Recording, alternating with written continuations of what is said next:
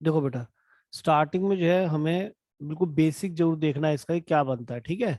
और बेसिक में सबसे पहले आपने रैंडम एक्सपेरिमेंट का मतलब होता है कि आप कहीं से भी कोई एक एक्सपेरिमेंट करते हैं और आपको उसके बारे में ये पता नहीं, जैसे आपने कॉइन उछाला तो आपको नहीं पता हेड आएगा टेल आएगा, उसके आउटकम्स ये तो है कि हेड या टेल में से एक आएगा, ये तो कन्फर्म है। पर ये नहीं पता कि जब उछाला तो आपको क्या मिलेगा, इसलिए वो रैंडम है, ठीक है। जैसे बॉल निकाल रहे बैग में से, रेड और ग्रीन दोनों बॉल है, और आप बॉल निकालें तो आपको ये नहीं पता कि रेड आएगी या ग्रीन, पर ये पता कि रेड या ग्रीन में से जो उड़ा ही पर येलो आएगी, ये नहीं हो सकता। इसको कहेंगे रैंडम। रैंडम एक्सपेरिमेंट इतना बुरा नहीं होता कि जी रेड और ग्रीन बॉल तो बैग में है और हम कौन सी निकाल रहे हैं, कि कहीं ऐसा ना हो जाए येलो बॉल आ जाए, ठीक है। तो रैंडम इतना तक ही रैंडम है। एलिमेंट्री इवेंट का मतलब है कि आउटकम जो है आपका known as an elementary the if the random experiment is performed then each of its outcome is known as element event। तो जो भी आउटकम है, जैसे कि अगर हम आपसे कहें कि कोई हमने डाइस को उछाला और आपका सेट एस जो है तैयार हुआ सैंपल स्पेस का, वो कुछ ऐसा था जिसमें 1 2 3 4 आपको पता ही है 5 6। तो ये जो इसमें आपके इवेंट हुए कि वन का आना एक इवेंट का होना है बेटा, है ना। तो ये हमारा एक इवेंट है इसमें। अब इवन नंबर का आना यानी कि 2 4 6 ये भी एक इवेंट है, ठीक है। तो इसको हम एलिमेंट इवेंट करेंगे, ठीक है। सैंपल स्पेस आप जानते हैं, पूरा पूरा सैंपल स्पेस, इसी सैंपल स्पेस में से किसी चीज का होना या ना होना वो क्या कहलाता है, हमारा इवेंट कहलाता है, ठीक है। अच्छा, होना या ना होना दोनों ही बातें बेटा। जो इवेंट है देख लो आगे ना, subset of the sample space. जो ये सैंपल स्पेस है इसका जो सबसेट बनेगा, और सबसेट क्या होगा समझ गए आप, है ना। सबसेट में 5 भी आता है, यानी कि किसी इवेंट का ना होना, समझ गए। तो यहाँ पे वो इवेंट की बात कर रहा है, और यहाँ पे आपको बता दिया अकरेंस ऑफ इवेंट मुझे बताने की जरूरत नहीं है। और नॉट अकरेंस का मतलब ए बार या ए डैश से रिप्रेजेंट करते हैं। सर्टेन श्योर इवेंट का मीनिंग क्या होता है, जो कंफर्मली होगी। जैसे अगर हम कहें कि एक बैग में रेड बॉल है और find the probability of getting a red ball, तो रेड बॉल तो जो आएगी प्रोबेबिलिटी उसकी 1 ही होगी, दैट इज श्योर इवेंट या सर्टेन इवेंट। इम्पॉसिबल, अब उस बैग में रेड बॉल है और मैं कहता हूँ find the probability of getting black ball, तो श्योर है कि ब्लैक बॉल कभी भी बाहर नहीं आएगी, तो इसका मीनिंग वो आपकी इम्पॉसिबल इवेंट है। कंपाउंड इवेंट होती है जब क्या होता है, an event associated with a random experiment. Random experiment जैसे हमने डाइस को उछाला और हमें एक्सपेरिमेंट में 1 2 3 4 5 6 ऑब्टेन हो रहा है सैंपल स्पेस, तो random experiment is compound event if it is the disjoint union of 2 और मोर एलिमेंट इवेंट। मतलब उसके अंदर क्या है कि आप 2 इवेंट लें और वो डिसजॉइंट हो, जैसे ए और बी में हम क्या कहते हैं, देखो डिसजॉइंट सेट के लिए क्या कहते हैं, if it is the disjoint union और 2 और मोर एलिमेंट। कहने मतलब समझ रहे हो बेटा क्या कहना चाह रहा है इसमें। इसमें ये कहना चाह रहा है एक सेट बनाते हैं ऐसे हैं, यहाँ पे हम आपके मल्टीपल 3 रखते हैं सेट ए में, है। यहाँ पे मल्टीपल ऑफ, या हम और नंबर मल्टीपल 3 मल्टीपल 2 से गड़बड़ हो गया ना, कुछ और ले लेते हैं। देखो जैसे यहाँ पे हमने कॉइन उछाला और वो डाइस उछाला, और हम क्या कर रहे हैं बेटा, बस ऐसे ही मत सोचो, ऐसे देखो जैसे ये वाला इवेंट ये वाला इवेंट ये वाला इवेंट आपस में कैसे है बेटा, डिसजॉइंट है। बात खत्म हो गई, क्लियर है। ये इसके रेस्पेक्ट में डिसजॉइंट है, ये इसके रेस्पेक्ट में डिसजॉइंट है, और ये वाला पोर्शन भी आपस में डिसजॉइंट है, ठीक है। तो जब ऐसी 2 या ज्यादा इवेंट्स को एक साथ मर्ज कर लेते हैं उन्हें कंपाउंड इवेंट बोल देते हैं, और कुछ नहीं। चल दूंगा आगे, क्लियर है, बोलो। Yes sir. हाँ मतलब मैं केसेस बनाता रहूंगा। एग्जॉस्टिव इवेंट्स का मतलब क्या होता है, जब हम एक कहते हैं कॉइन उछाला हमने, तो या कॉइन मतलब डाइस उछालते, डाइस उछाली और एक बार उछाली। अब एक सेट हमने बनाया इवन नंबर के लिए, तो इवन नंबर में कौन आ गए, 2 4 और 6। और सेट बी इवेंट के लिए बनाया क्योंकि सैंपल स्पेस का सबसेट होता है। इवेंट बी हमने लिया ऑड नंबर के लिए, तो 1 3 5 आ गए, तो इवन नंबर और ऑड नंबर ये हमारे 2 इवेंट आ गए इसमें से, ठीक है। और अगर हम ये कहते हैं कि इन दोनों इवेंट्स को मर्ज करके पूरा सैंपल स्पेस कंस्ट्रक्ट हो गया है, तो हम ये कहेंगे कि A union B union B बन जाएगा ना ये, और पूरा सैंपल स्पेस बन जाएगा। तो अगर यस सर। ए और बी का यूनियन पूरा सैंपल स्पेस बन गया है, तो इसका मतलब कंफर्म क्या है कि ए और बी आपके एग्जॉस्टिव इवेंट्स हैं। क्लियर हो गया बेटा? Yes sir. फेवरेबल आप जानते हैं, मुझे बताने की जरूरत नहीं है। अच्छा, यहाँ पे थोड़ा ध्यान से देख लो, क्योंकि देखिए मैं जो नोटिस कर रहा हूँ अब तक, हमारे को जो क्वेश्चन है इसके वो बहुत बेस्ड आ रहे हैं। तो स्टूडेंट को समझ होनी चाहिए कि हम इस कंसेप्ट को समझ लें कि क्या चीज है ये। तो सेट थ्योरी जो 11th में हम पढ़ते हैं बेसिक, 10th से भी इतना थोड़ा बहुत देख ही लेते हैं, उससे रिलेटेड नोशन जो होते हैं, नोटेशन जो क्या है उनको देख लो। नॉट ए का मतलब आप समझ सकते हैं। अगर मैं यहाँ पे कोई सेट, अच्छा एक काम करते हैं, इसको हम इसको मैं थोड़ा पढ़ा देता हूँ, है ना, तो थोड़ा ज्यादा बेटर रहेगा आपके लिए, समझ लोगे, अच्छा रहेगा। बताऊं या ये पता ही है आपको बेटा? बोलो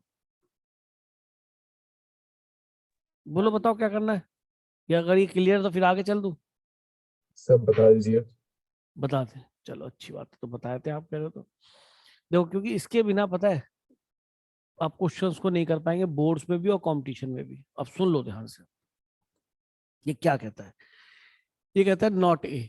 तो अगर हमारा कोई सेट ए के लिए डिफाइंड है, ये हमारा ए है, और ये पूरा पूरा क्या है, हमारा यूनियन, ठीक है, यूनियन नहीं, यूनिवर्सल, सॉरी, है ना, यूनिवर्सल है। तो अगर हम ये कहते हैं ए ये है, तो नॉट ए का मतलब ये वाला पोर्शन है, ठीक है ji. That is not a, represented by a bar और ए डैश, इसमें कोई दिक्कत नहीं, ये सभी को पता है। आगे चलते हैं, ए एंड बी, यानी दो सेट्स है ए और बी, उसकी बात हो रही है। ये इसका पूरा यूनिवर्सल बन गया, ए और बी। तो ये ए और ये बी, तो ये जो पोर्शन है हमारा, ये हमारा क्या बेटा, A intersection B, A and B occur simultaneously, ठीक है। ये जो पोर्शन है हमारा, that is A but not B, यानी कि जहां पर ए होता है मगर बी नहीं होता, ए है मगर बी नहीं है। वो लोग जो चाय पीते हैं मगर कॉफी नहीं पीते, ये वो लोग हैं जो चाय और कॉफी दोनों पीते हैं, ठीक है।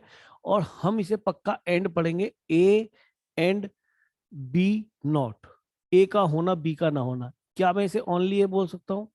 बोलो बेटा। Yes sir. बिल्कुल Yes, sir. ओनली ए बोल सकते हैं। अच्छा, अब बात है इसकी, है that is A not and, और नहीं बोला and B, that is only. अच्छा, कम्यूटेटिव होता है ये आप जानते हैं। तो कोई बच्चा कहे जी मैं तो पहले बी लिखूंगा फिर ए लिखूंगा, क्योंकि इंटरसेक्शन तो कम्यूटेटिव आता है, या दो सेट गिवन होंगे, अगर मैं उनका कॉमन एलिमेंट निकालूंगा तो वो तो चाहे पहले बी से पूछ लो या ए बार से पूछ लो, सेम ही आएगा ना।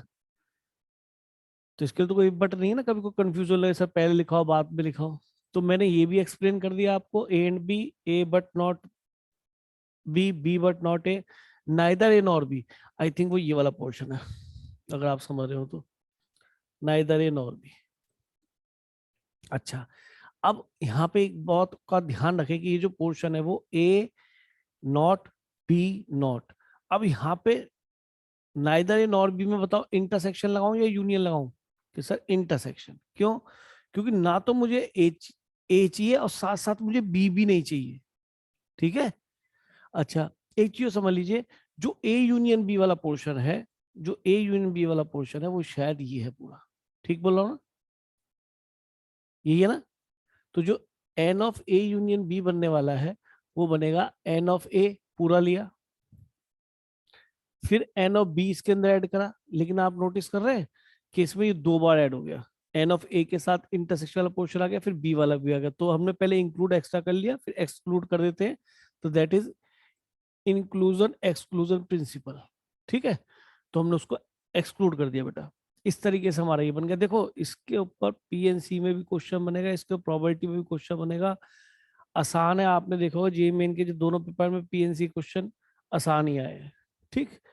तो अब यहाँ पे आते हैं हम कि नाइदर, सॉरी इसका, हाँ नाइदर ए नॉर बी बोलते हैं इसको, a not a and not b भी बोल सकते हैं। अच्छा, ओनली ए में क्या सोच सकते हो? A but not B, A and not B, not B. तो इसके अंदर सोचो कि इस पूरे ए में से अगर मैं ये ए इंटरसेक्शन बी सब्ट्रैक्ट कर दूं, बात समझ रहे हैं क्या बोला मैंने? चलेगा ना? पूरे ए में से क्या सब्ट्रैक्ट कर दिया बेटा? A intersection B. और अगर मैं ए नॉट बी बोलूं तो शायद बता देंगे बच्चे क्या आएगा बेटा? बोलो क्या आएगा? बी में से इंटरसेक्शन बी में से B में से ये intersection. बी में से ए इंटरसेक्शन बी सब्ट्रैक्ट कर दो, तो क्या हो गया? N of B minus N of A intersection B. हमारे आईटी जेई मेन पे इसी कंसेप्ट पे क्वेश्चन आए, बहुत ध्यान से देखो आगे, ठीक है? लैंग्वेज पे ध्यान देना है। आगे चला, at least one of A B और सी।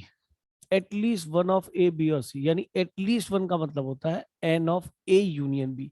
कहने का मतलब है कम से कम कोई एक आए। तो देखो इसके अंदर देखा जाए तो अगर हम दो की बात करें, तो अगर मैं इनका यूनियन बोलता हूं तो इसका मतलब इसमें थोड़ा और बड़ा बढ़ाते हैं इसको। इसके अंदर बेटा ये पहला पोर्शन है, दूसरा पोर्शन है, तीसरा पोर्शन है, ये चौथा पोर्शन है। तो यूनियन कब बन रहा है? जब एक, दो और तीन मिलके चल रहे हैं ना, तीनों को ऐड कर दूंगा तो यूनियन आ जाएगा, वन, टू और थ्री को। समझ रहे हैं? तो इसका मतलब क्या है? कम से कम कोई एक आए। तो या तो एलिमेंट यहां से आ जाए जब ए हो मगर बी ना हो, या एलिमेंट वहां से आ जाए जहां पे ए एंड बी दोनों हो, या एलिमेंट वहां से आ जाए जिसमें ए ना हो बी हो। तो इन दोनों सबको मर्ज कर दो, कम से कम कहीं ना कहीं से एक जगह से तो एलिमेंट होगा या नहीं? इसलिए Yes, गलत है sir. क्या बोलना at least one of A B और सी आकर? अच्छा, अब एक चीज समझ लो, मैंने लैंग्वेजेस में कई बार देखा है वो और की जगह यहाँ एंड भी बोल देता है, तो तुम्हें इस पे बहुत फोकस करना है, at least one of. At least one of कहते ही पता पड़ गया कि कम से कम कोई एक, चाहे ए में से आए, चाहे बी में से आए, चाहे सी में से आए। समझ रहे बात के नहीं? तो यहाँ पे और एंड में मत जाना, क्योंकि हमारे दिमाग में यूनियन का मीनिंग और है, बिल्कुल ठीक है, गलत नहीं है। हमारे दिमाग में इंटरसेक्शन का मीनिंग एंड है, बिल्कुल ठीक है, गलत नहीं है। लेकिन जब यहाँ पे इसके पहले स्टेटमेंट में ध्यान से देखो, पार्ट ऑफ स्टेटमेंट में at least one of A B, कम से कम कोई एक। समझ रहे? तो पहले ही पता पड़ गया कम से कम कोई एक होना चाहिए, ए बी एंड सी, या ए बी और सी में से, और ज्यादा बढ़िया लगेगा, ये पक्की बात है। ठीक है? तो कुछ जगह एंड लिख देते, तो एंड की वजह से इंटरसेक्शन मत लगाना, क्योंकि यहाँ पे यूनियन दिख रहा है। बात समझ में आई या नहीं? Yes sir. हाँ, ये सब चीजें ध्यान रखने की है। अच्छा, तीन के लिए इंटरसेक्शन आप जानते हैं, ये दो के लिए बताइए, एटलीस्ट ए और बी है। ये एटलीस्ट ए और बी है, मैं ठीक ही बोलूंगा। यूनियन की तरफ से देखो तो और बोलूंगा, कोई बोले at least A one of, at least one of A B, A and B, तो भी चल जाएगा। अच्छा, जब तीन होंगे तो आपको पता है A union B union C होता है, सभी को मालूम है। एन ऑफ ए लिया प्लस एन ऑफ बी लिया प्लस एन ऑफ सी लिया माइनस एन ऑफ, इन दोनों का इंटरसेक्शन एक्स्ट्रा आ गया होगा जब तीन होते ना, याद है आपको? भूल गए हो? बना के दिखाऊं? जब एन ऑफ ए लेंगे फिर एन ऑफ बी लेंगे तो दो बार आ गया ये वाला, फिर एन ऑफ सी लेंगे तो इसके साथ भी एक्स्ट्रा आ गए, यहाँ पे भी एक्स्ट्रा आ गया, तो एक एक बार मैंने हटा दिया। N of B intersection C, n of C intersection A. और इस चक्कर में जब हमने तीन बार स्क्वायर किया, तीनों बार हटा दिया, तो ये वाला पोर्शन तो एक बार चाहिए ना, चाहिए, तो इसको एक बार हमने ऐड कर दिया, क्योंकि ये दो दो बार आए थे तो एक एक बार हट गए। और जब ये एक बार हटे तो वो इंटरसेक्शन हमेशा के लिए हट गया, तो एक बार मैंने ऐड करा, तो ये पूरा का पूरा एरिया कवर हो गया एक बार। लिख, कोई भी चीज ओवरलैप नहीं है, कोई भी चीज दो बार नहीं रही है। बात समझ रहे हैं? तो ये तो खैर 11th में होता था। अब यहाँ देखते हैं, अब मैं इसको इरेज कर दूं, कोई दिक्कत नहीं। अब आगे चलते हैं। अब कहता है exactly one of A and B है, exactly one of A and B, इसको भी समझो। वहां पे लैंग्वेज ऐसे ही लिखी आती है, एक नंबर दो नंबर क्वेश्चन में, बोर्ड्स में भी, जेई मेन में भी। कहता है exactly one of A and B. अच्छा, एग्जैक्टली वन का मतलब क्या हो गया? ये जो कि है A intersection B bar and this one, that is A bar intersection B. अब देखो, इस एंड पे और पे ज्यादा फोकस मत करना, exactly one of, exactly one of पे ध्यान दो। एग्जैक्टली वन ऑफ का मतलब क्या है कि exactly one of A and B. अगर वो यहाँ ऑल लिख दे तो भी आपको इंटरसेक्शन यूनियन से नहीं घबराना, आपको तो देखना कि इनमें से एग्जैक्टली एक आए। तो मेरे हिसाब से तो ये वाला पोर्शन, ये वाला पोर्शन, तो देखा जाए तो यहाँ पे क्या ए इंटरसेक्शन बी बार, एक तो ये इवेंट ले रहे हैं और एक ये इवेंट ले रहे हैं। अब कोई बच्चा बोले सर इनके बीच में यूनियन लगाओ या इंटरसेक्शन, तो मेरे ख्याल बच्चों को बोलना चाहिए अगर मैंने इंटरसेक्शन लगा दिया तो दोनों एक साथ तो कभी होते ही नहीं, ये तो म्यूचुअली एक्सक्लूसिव है। अरे ये वाला एरिया और ये वाला एरिया कभी एक साथ आएंगे दोनों, या इस एलिमेंट में जो, इस वाले साइज में जो एलिमेंट है, इस वाले एरिया में जो एलिमेंट है, क्या वो एक साथ आएंगे भी कि नहीं? तो ये तो सर वैसे ही नंबर ऑफ एलिमेंट जीरो चले जाएंगे, 5 बन जाएगा। तो आप सर एंड इंटरसेक्शन क्यों लगा रहे हो कि सर यहाँ एंड लिखा है इस वजह से? इसके ऊपर ध्यान दो, वन ऑफ द। तो ये लैंग्वेज गड़बड़ कर देती है बच्चे दिमाग में, समझ रहे हैं? तो मेरे हिसाब से यहाँ पे क्या आना चाहिए भाई, बोलो? यूनियन आना चाहिए नहीं? यूनियन। बोलो जी यूनियन सर। आ रहा है ना, इसमें देखो जाए, इसमें लिखा होगा यूनियन। आपको ये बीमारी समझ में आई क्या थी? Yes sir. Yes, sir. ये बच्चा तो लगाता क्या, ए एंड डी एंड देख के इंटरसेक्शन। आना क्या चाहिए आगे की लैंग्वेज एग्जैक्टली वन ऑफ, जो भी आए वो इन दोनों में से आए, या तो ए का हो या वो बी का हो। तो एलिमेंट यहां से आए, यहां से आए, यहां से ना आए, ये तो वो एलिमेंट है जो दोनों में एग्जैक्टली वन ऑफ वाली बात कर चलेगी। और यहां से भी ना आए, ना तो 1 में से आए, ना तो 2 में से आए, ना 4 में से आए। बात समझ में आई है नहीं? तो यहाँ पे ए एंड डी एंड देख के प्लीज आप इंटरसेक्शन मत लगाना, ये बिल्कुल ठीक लिखा है। हाँ, अगर आप इसे सॉल्व करना चाहते हैं तो मेरे हिसाब से दिस प्लस दिस, अगर यूनियन होता है, यूनियन में हमेशा क्या होता है, देखो समझ लो, अगर आप ए यूनियन बी की बात करते हैं, बहुत ध्यान सुनना बेटा, पता है जब क्वेश्चंस कर रहे होते तो इतना ज्यादा फोकस होकर हम नहीं बता पाते, ये मान के चलते बच्चों फॉर्मूला मालूम है और चल देते आगे। आप ये देखो कि इसके अंदर ए यूनियन बी में हमेशा 3 पोर्शन आते हैं, ए वाला आया, बी वाला आया, और एक वो जो इन दोनों में कॉमन था। ए इन बी में वो वाले पोर्शन, 3 मतलब 3 या 3 से ज्यादा आएंगे, जब 2 सेट मिलेंगे, 3 सेट लेंगे, तो यूनियन में P A P B P C minus उनके 2 के इंटरसेक्शन, फिर 1 3 का इंटर, तो यूनियन में ज्यादा बनेगा हमेशा। अब आप ये देखो कि जो नंबर 1 सेट है उसके अंदर इंटरसेक्शन है, तो एक ही पोर्शन है, A intersection B bar, A bar intersection B भी एक ही पोर्शन है, portion number 3। A intersection B जो कि ये है, ये भी केवल एक है, तो इंटरसेक्शन केवल एक बार आता है, ठीक है? और ये वाला भी इंटरसेक्शन है, ये था ए बार बी बार एंड, ना तो ए हो ना बी हो, साथ साथ दोनों नहीं होने चाहिए। तो यूनियन में क्या होता है कि बच्चों समझना चाहिए कि 1 2 और इनका इंटरसेक्शन सब्ट्रैक्ट होगा, 3 चीज आएंगी। क्या इन दोनों में कुछ इंटरसेक्शन है? Because they are called 1 and 3 are called mutually exclusive. तो मेरे हिसाब से तो केवल ये बन जाएगा। मैं इनको इस तरह से ओपन करना सिखा रहा हूँ कि स्टूडेंट बात को समझे, डरे ना। अब बताइए इनका इंटरसेक्शन क्या लिखा जाएगा, बोलो भाई? 5। 5, वेरी गुड। एन तो क्या लिखा जाएगा, 0। इंटरसेक्शन तो 5 है लेकिन इनके नंबर ऑफ एलिमेंट 0 हो गए, तो ये बना। और ये क्या बोला था भैया आपने कि पूरे ए में से ए इंटरसेक्शन भी घटा दो, n of A plus minus, sorry, minus N of A intersection B. और ये क्या हुआ, n of B minus N of A intersection B. क्या भी बताया था थोड़ी देर पहले? तो ये हो गया n of A plus N of B minus twice of n of A intersection B. एक बच्चा इसको डायरेक्टली भी बोल सकता था कि सर इसमें क्या है, आपको ये वाला पोर्शन चाहिए? सर पूरा यूनियन जो होता है उसमें n of A n of B minus N of A intersection भी आता है। सर एक बार इसे और घटा दो ना, 2 बार घट जाएगा। इस तरफ से देखे तो ऐसे सोच सकते हैं। आई बात समझ में नहीं? Yes, sir. तो exactly one of A and B, exactly one of A और बी, मेरे साथ दोनों चलेंगे, एग्जैक्टली वन ऑफ पे ध्यान दो, ठीक है? इस एंड की वजह से कंफ्यूज मत होना। अब है all 3 of A B and C, तो ऑल 3 तो कहां लाई करेंगे, देखो ऑल 3 कहां लाई करेंगे, शायद इसमें, तो यही लिखा होगा इसके आगे दिखा। अब है exactly 2 of A B and C, तो exactly 2 of A B and C कौन से हो गए बताओ? एक तो ये, एक ये, और एक ये वो वाले एरिया मैंने शेड कर दिए जहां पर क्या हो रहा है, एग्जैक्टली 2 ही है या नहीं? अब खुद यस सोचो सर। कि इन दोनों में, इन तीनों में कुछ कॉमन भी नहीं है, तो अगर मुझे यहाँ पे एंड देख के मुझे अजीब सा लग रहा है तो बच्चा क्या करेगा, इन तीनों इवेंट्स के बीच में एंड लगाएगा, जबकि लगना क्या चाहिए, यूनियन। क्यों? एग्जैक्टली टू ऑफ, ये था exactly two of A B and सी।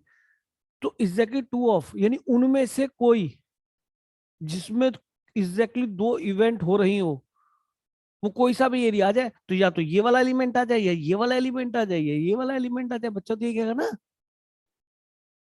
या एंड कहेगा क्या ये दोनों एक साथ आ सकते हैं, ए एंड डी एंड? तो नो कुछ सर। भी कॉमन नहीं होगा भाई। तो ये एंड कंफ्यूज करता है। लैंग्वेज में आप कहीं भी देखना ऐसे लिखेगा, लेकिन आपको भी तो यहाँ ध्यान देना, all three of A B, sorry exactly two of, ये वाला एंड भी यही है, टू ऑफ एबीसी, वो एबीसी एंड के लिए इन तीनों के लिए लिखा हुआ है कि इन तीनों में देखें, ए बी एंड सी में, तीनों में देखें। बच्चा क्या सोच रहा है, वो अपनी इवेंट सोच रहा है इन तीन को, एरिया को, इनमें भी इंटरसेक्शन लगा रहा है।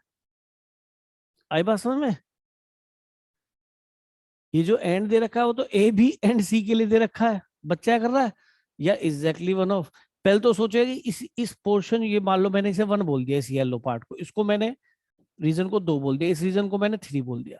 तो ये रीजन है क्या, कि सर एक्चुअल में ये जो रीजन है ना, ये है ए है वहां पर, बी भी है एंड, लेकिन वहां पे क्या नहीं है बेटा, सी नहीं है, ये है आपका, ये बन रहा है ये वाला रीजन।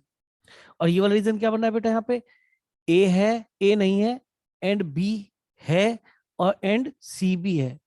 ठीक है। और तीसरा रीजन क्या बन रहा है, जो थर्ड वाला ए लिया, ये क्या बेटा, नॉट ए, है ना, नहीं है, ए तो नॉट बी होगा। नॉट बी होगा। ठीक है, तो not B and not and C, ये तो इन तीनों में तो वैसे भी कुछ कॉमन नहीं है, एंड तो ए बी सी की वजह से है। तो ये बोला एग्जैक्टली टू ऑफ, यानी इनमें से कोई भी इवेंट हो तो ये यूनियन आएगा एंड की वजह से। मत सोचिए ना, प्रोबेबिलिटी लगा लो चाहे एन लगा दो, नंबर ऑफ एलिमेंट ही पूछता है सेट्स में, और प्रोबेबिलिटी पूछता ही है, इसमें कोई दिक्कत ही नहीं। तो इसका मीनिंग ये देख लिया। अच्छा, यूनियन में हमेशा जब भी यूनियन लेते तीन का लेते हो, तीन वाला भी मैंने अभी फॉर्मूला लिखवाया था, तो ज्यादा एलिमेंट आते हैं। लेकिन यहाँ नोटिस करो ना, यहाँ तो इन तीनों के यूनियन में कुछ भी कॉमन नहीं है मेरे भाई। तो N of A plus N of B plus N of C आना चाहिए। मान लो एक्स वाई जेड तीन इवेंट है, उनके बीच में कुछ भी कॉमन नहीं है, तो A intersection X intersection Y, Y intersection X, और ये सब तो नल है ना, नल एलिमेंट है, तो कोई एलिमेंट नहीं है, तो जीरो में चले जाएंगे ना, उसकी प्रोबेबिलिटी भी और चाहे नंबर ऑफ एलिमेंट भी। तो मेरे हिसाब से अगर आपने इसका यूनियन भी तीन की तरह से इसको एक्स वाई जेड मानते हुए आपने ओपन भी करा, तो इन दोनों में कॉमन कुछ नहीं, इन दोनों में और तीनों में कुछ नहीं। तो इसका मीनिंग क्या बनना चाहिए, एन ऑफ, बोलो, A and B but not C, plus N of, इसी की वैल्यू लिख रहा हूं बेटा, N of A and P S C bar, है ना, बी बार एंड सी। ये यूनियन का फॉर्मूला एक्सपेंड कर दिया। सुनाई दे रहा है क्या बोला मैंने? अरे क्या बोला, सुनाई दिया? Yes, sir. जी सर। हाँ, जबरदस्ती में पढ़ लेना। और फिर probability of A and B and not C, तो यूनियन का फॉर्मूला मैंने एक्सपेंड कर दिया, क्योंकि P X P Y P Z दोनों में कॉमन नहीं, तीनों में भी कॉमन नहीं होगा। जब दो में कॉमन है, तीनों में कहां से हो जाएगा।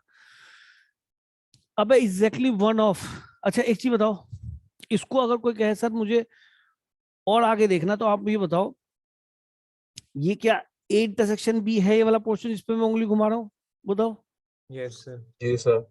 अच्छा, अगर ए इंटरसेक्शन बी में से मैं क्या घटा दूं इसमें से, तीनों का इंटरसेक्शन, तो ये वाला पोर्शन हट गया एक बार। अब फिर सोचो, ये वाला फिर क्या आ गया, बोलो, बी इंटरसेक्शन सी, अरे ग्रीन और येलो,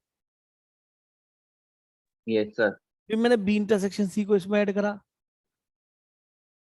फिर मैंने A intersection B intersection C हटा दिया, फिर हट गया वो, फिर सी इंटरसेक्शन ए को ऐड करा, फिर उसमें से इंटरसेक्शन बी इंटरसेक्शन सी हटा दिया, तो फाइनली मेरे पास क्या आ गया बताओ, कितनी बार हट गया A intersection B intersection C? 3 बार. 3 बार। 3 बार हट गया, वेरी गुड। तो मैं लिख सकता हूँ क्या, इसी वैल्यू को क्या और लिखा जा सकता है, एन ऑफ, या प्रोबेबिलिटी ऑफ, क्या लिखूं बोलो, A intersection B A intersection B plus plus A intersection B C intersection C plus C intersection A, ठीक बोल रहा हूँ? माइनस थ्राइस ऑफ लिख दूं ना? जी सर। तो बताइए, हमको ऐसे भी पता होना चाहिए क्या लिखा हुआ है ये। हमको इसको सॉल्व करने के लिए ये वैल्यूज नहीं दे रखी होंगी, ये तो क्वेश्चन है, हमें वैल्यूज की इनकी दे रखी होंगी, तभी तो बच्चा वहां मैनेज नहीं कर पाता और इसे पढ़ नहीं पाता क्या लिखा है, इसका मीनिंग नहीं समझा पाता, फिर उसको कन्वर्ट करना नहीं चाहता, जबकि उसे ये तो आता है, उसे कन्वर्ट नहीं कर पाता, लेकिन क्योंकि वो इसको नहीं पढ़ना जानता, फिर वो इसको भी नहीं करना जानता। तो मेरे हिसाब से ये जो मैंने यहाँ पे लिखा भी है, एक्चुअल में ये इसकी वैल्यू ये बनेगी, क्योंकि थ्योरेटिकली ये है, लेकिन जब प्रैक्टिकली क्वेश्चन को हम करेंगे ना, तो हमें इसके थ्रू जाना पड़ेगा बच्चे, ठीक है? चलो, अब एग्जैक्टली वन ऑफ आ गया, ए बी एंड सी। अच्छा, ये तो एग्जैक्टली वन ऑफ करना मतलब exactly two of, Two sir 2 था। Exactly two. अब एग्जैक्टली वन करना है ऑफ, तो इसका मीनिंग कौन सा पोर्शन है तुम समझ सकते हो, कोई दिक्कत ही नहीं तुम्हें समझने में, क्योंकि तुम्हें पता है ये वाला पोर्शन आएगा, प्लस ये वाला आएगा, और प्लस ये। तो इसने एंड ए बी एंड सी तीन इवेंट को लेके चलना, इसके लिए बोला हमें तो एग्जैक्टली वन ऑफ पे ध्यान देना है। एग्जैक्टली वन ऑफ में क्या हो जाएगा बताओ? इसमें से ए और सी हटाना है।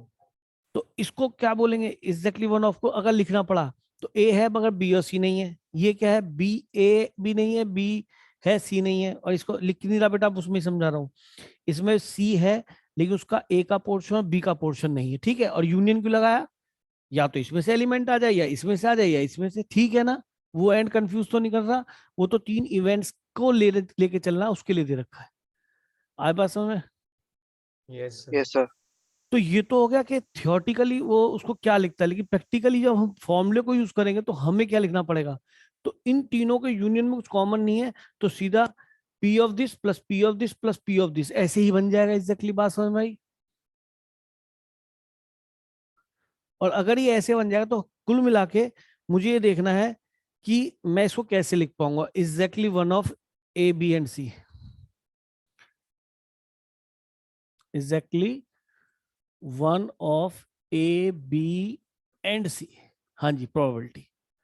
तो हमारा पोर्शन बना भाई मेरे।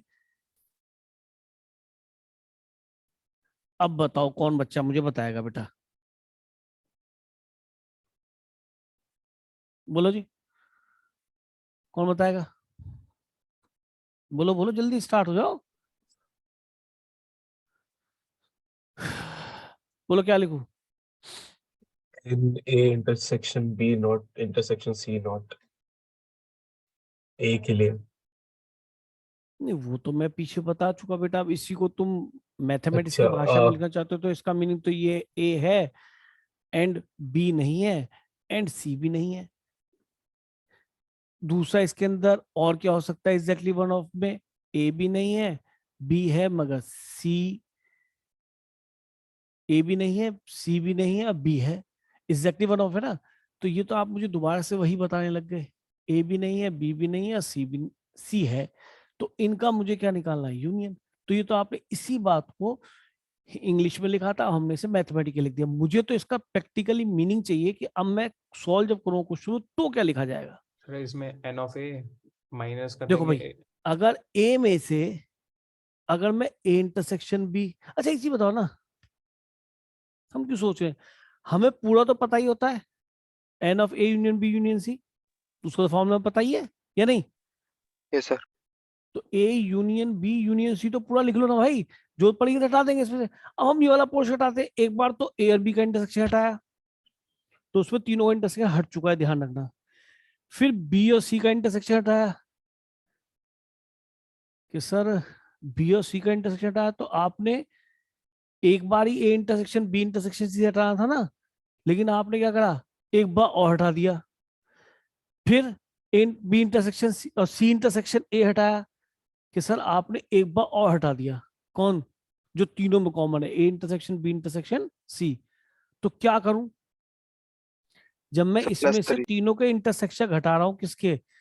P of A intersection B. तो इसमें वो इंटरसेक्शन वाला पोर्शन जो तीनों का इंटरसेक्शन वो डिलीट हो चुका है ना, क्योंकि मुझे तो कुल मिला के ये वाला पोर्शन हटाना है ना, एक ही बार हटाना है जब भी हटाना है, ये थोड़ा कि बार बार हटाता रहूंगा। कभी ज्यादा बार हट गया तो मुझे जोड़ना पड़ेगा। बात समझ में आई? ताकि डिलीशन बिल्कुल ठीक हो। तो मैंने अब इसमें से क्या हटा दिया, बी इंटरसेक्शन सी। तो एक बार और हट गया इंटरसेक्शन जो दोनों कॉमन था, एक ही बार हटना चाहिए, एक बार एक्स्ट्रा हट गया ना। अरे एक बार तो हटना ही था, जब इसमें हटा लिया Yes, मैंने sir. तीनों को, तो एक बार और एक्स्ट्रा हट गया, फिर एक बार और एक्स्ट्रा हट गया जब मैंने कौन हटाया, सी इंटरसेक्शन है। तो अब मुझे क्या करना चाहिए भाई इसके अंदर, 2 बार ऐड कर देना चाहिए। 2 बार ऐड कर देना चाहिए। तो यहां पे ऐड करूं, ये तीनों हटाए, सुनना, ये तीनों हटाए, तो यहाँ माइनस और यहाँ माइनस। अब कितनी बार ऐड कर दूं, 2 बार। फिर 2 बार, यस सर। 2 बार। आई ना, अपने आप आवाज आ गई ना। That is exactly one of A B and C. क्योंकि अगर हम अब इसकी वैल्यू ओपन करो, इसमें क्या आता है, P of A plus P of B plus P of C, ये तो तीनों आते ही हैं। फिर इनके इंटरसेक्शन सब्ट्रैक्ट हो रहे होते हैं, याद को, तो 2 बार हट जाएगा भी है। अरे समझ गए ना। Yes sir. अरे यार वो 2 बार सब्ट्रैक्ट हो रहे, मैंने जोड़ दिए। नहीं तो बेटा ये बच्चों को जो है ना कभी समझ में आते, वो हमेशा पढ़ पढ़ के जाते रहते हैं। अच्छा जी, फिर वो एक बार और एक बार वो और ऐड हो रहा होगा, तो 3 बार आ जाएगा ना, ये ऐड हो रहा होगा एक बार उसके ना फॉर्मूले में। अरे ये इंटरसेक्शन बी इंटर इसके वाले में एक बार और नहीं आएगा तो इसका जुड़ जाएगा। एक बार ये तीनों माइनस मारोगे तो इसका तो और जुड़ गए। तो ये है exactly one of A B and C. अब कब तक इन चीजों को याद करोगे भाई, आना चाहिए ना। Yes sir. कुछ बच्चे यहां से भी देख लेते हैं कि पूरा ए बी सी का यूनियन लिया, यानी इन तीनों को एक साथ ले लिया कि सर अब डिलीशन करेंगे हम इसका। तो उसने एक बार ये डिलीट करा, फिर एक बार डिलीट करा, फिर एक बार डिलीट करा। अभी 2 बार करने पड़े आपकी, ये ऊपर समझ में आता है, क्योंकि यहाँ पे समझ में बच्चे को कम आ पाता, तो ऊपर समझना जरूरी था। चल दूं आगे। तो मैंने देखो इस इतनी सी बात को समझाने में आपको टाइम लग गया, क्योंकि इतनी सी बात नहीं थी, सच में बहुत ही इंपॉर्टेंट चीज थी जो समझ में आ गई होगा आपके। ठीक है, प्रोबेबिलिटी ये जो फेवरेबल अपॉन टोटल आप जानते हैं, और अगेंस्ट जब क्वेश्चन आएगा तब बता दूंगा। फिर ये आपका कंडीशनल प्रोबेबिलिटी के बारे में आ गया। तो इसके अंदर कंडीशनल प्रोबेबिलिटी आपको सबसे पहले पढ़नी है ना। तो कंडीशनल प्रोबेबिलिटी का मीनिंग समझ लीजिए क्या है, कंडीशनल प्रोबेबिलिटी का मीनिंग। कोई बच्चा बताना चाहेगा या मैं पहले बताता हूँ, पहले मैं समझाता हूँ। अब आप देखो, अच्छा इस पे बेस्ड क्वेश्चन 1-2 होने चाहिए ना, तो मैं तुमसे बीच में अभी नहीं कराऊंगा, अभी तुम जल्दी समझ जाओ। कंडीशन बताते रहते हैं, फिर 2 क्वेश्चन वर्कशीट और ले लेंगे, इसके अंदर बता दूंगा कौन सी शायद आगे हो इसमें। सुनो, कंडीशनल प्रोबेबिलिटी का मीनिंग है, फिर भी ये इसमें भी काम आएगा जो भी पढ़ा है पूरा। कंडीशनल प्रोबेबिलिटी का मीनिंग होता है A/B लिखने का तरीका। ठीक है, यानी कि probability of A conditional probability, जैसा कि इसके नाम से पता पड़ रहा है प्रोबेबिलिटी। ठीक है जी, A/B यानी probability of A that B has already occurred, या फिर probability of A that B is taken as sample space, probability of A that B is already happened. ठीक है, ऑलरेडी हैपेंड हो गया, ऑलरेडी टेकन प्लेस हो गया, या probability of A that B is taken as sample space. ठीक है, तो यहां पे आता है हमेशा probability of A so that A is already happened. ठीक है जी, B has already happened. B है बेटा, B is already so that happened. B ना। अच्छा, probability of A so that B is taken place, या ऑलरेडी हैपेंड, या found to be happened, ऐसा। Probability of A so that B is sample space, या taken sample space. तो इसको हम बोलते हैं A/B। अगर उल्टा हो जाएगा B/A, तो जो नीचे आता है उसको पूरा सैंपल स्पेस देते हैं। जैसे क्वेश्चन लेता हूं मैं, अ डाइस थ्रोन, मैं डाई उछाल दी, ऑड नंबर इज अपियर्ड, यानी कि ये हो चुका, ऑड नंबर इज अपियर्ड, है ना। Find the probability that it is a prime, तो यानी ये तो हो चुका। अब इसमें से पूछा कि इस बात की प्रोबेबिलिटी बताए कि वो नंबर कैसा हो प्राइम।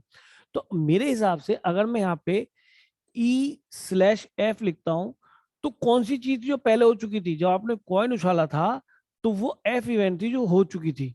अच्छा, तो ये तो होगा विच इज ऑलरेडी अकर्ड। और किस बात की प्रोबेबिलिटी निकालनी है, E की, कि वो नंबर कैसा हो, प्राइम हो। बात को ध्यान सुनो, नंबर इज प्राइम, ये एनो नहीं लिखा, नंबर इज प्राइम।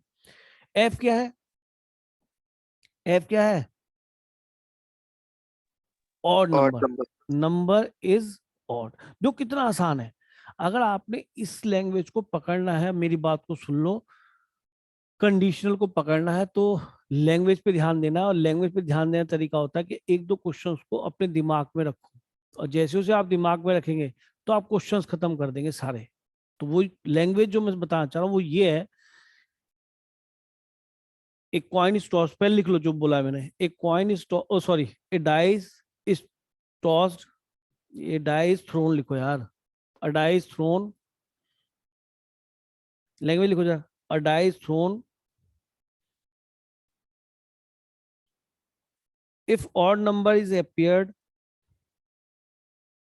या occurred, यहाँ पे ये भी लैंग्वेज होती है, probability of, एक बार लिख दूं, probability of A so that B is already occurred।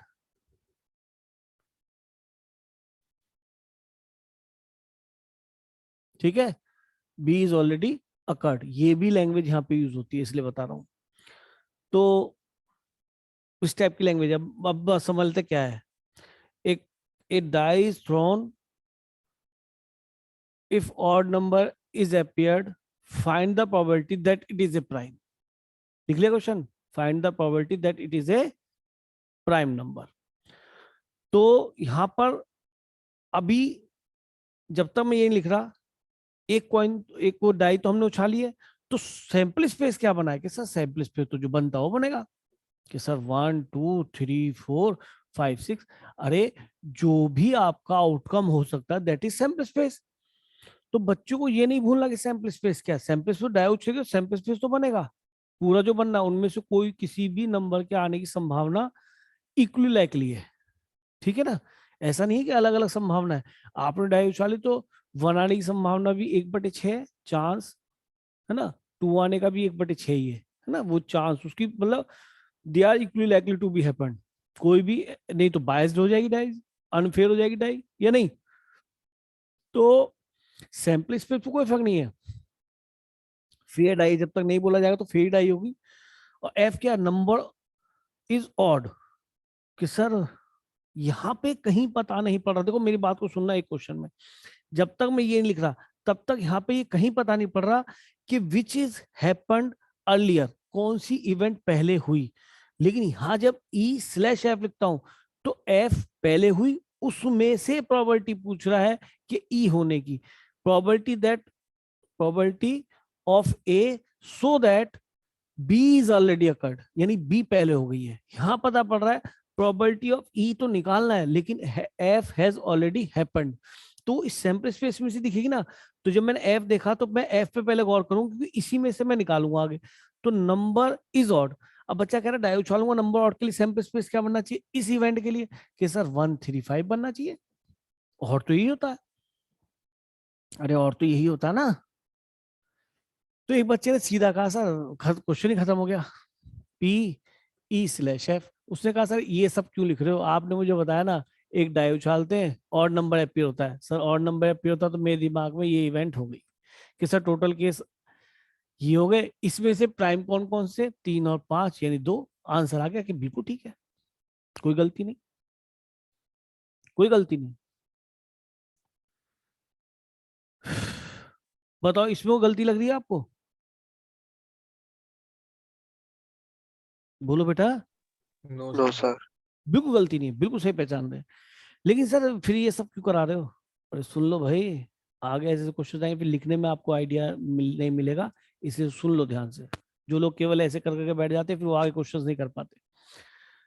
क्योंकि मैं बिल्कुल ये बता रहा हूँ कि ये मैं जब ये लिख रहा हूँ तो मुझे ये नहीं पता ये क्या निकालना है मुझसे, क्योंकि वो f/e भी पूछ सकता है।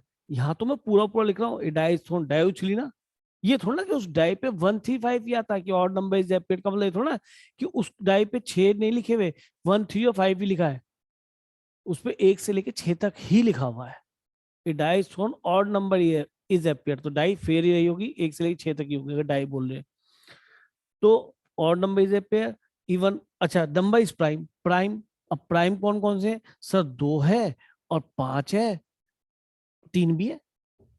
अब बच्चा कह रहा है सर आप कैसी बेकार सी बातें कर रहे हैं, एक तरफ तो आप कह रहे हैं ऑड नंबर एपियर होता है तो ये 3 है, तो यहाँ पे सर ये कैसे आ गया 2? अरे भाई ऊपर मत देखो मेरे भाई, तुमने क्या इवेंट लिखी है उसको देखो, नंबर इज प्राइम, तो डाई उछालने पे नंबर प्राइम तो आ सकता है, प्राइम में तो 2 5 3 ही होगा। अरे जब Yes, तक sir. अगर मैं ये ना पूछूं डाइथोन ऑड नंबर इज एपियर, तो यही सैंपल स्पेस लिखोगे। नंबर इज प्राइम, प्राइम में तो ये लिखोगे ना उसका सैंपल स्पेस उस इवेंट के लिए, बताओ। Yes, sir. Yes, sir. तो इसलिए कई बार कंफ्यूजन होता है, बच्चा कहता है सर मैं 2 क्यों लिखूं, आपने कहा था ऑड नंबर एपियर होता है, ऑड नंबर एपियर होता है। अरे ऑड नंबर एपियर होता है, मैं कब मना कर रहा हूँ? ऑड नंबर पे तो उसमें से इस बात की प्रोबेबिलिटी को प्राइम हो, तो प्राइम तो सर 3 और 5 यहाँ पे, तो 1 तो नाइदर इवन, मतलब प्राइम भी नहीं होता, कंपोज में क्या लेते, 1 को कैसा नंबर लेते बेटा? So बोलो। neither prime nor composite. Composite भी नहीं होता ना। Unique. तो यहाँ पे अगर हम देखें कि नंबर इज प्राइम, तो नंबर प्राइम का पूरा सैंपल स्पेस बनेगा, नंबर इज ऑड इसका पूरा नंबर सैंपल स्पेस बनेगा। अब आते हैं कि सर ये 2 कहाँ से आया था, जब आपने समझा दिया था कि यार इस 3 ही एलिमेंट से तुमने कहा था odd number is appear, find the probability that it is a prime, तो प्राइम तो सर 2 ही है इसमें से। कि सर यहाँ 2 कैसे दिख रहे हैं? कि सर 3 और 5, ये 3 और 5, कि सर ये तो दिखाया तो ई इंटरसेक्शन एफ नहीं है, या एफ इंटरसेक्शन ई बोल लो, मैं गलत बोल रहा हूँ? बोलो।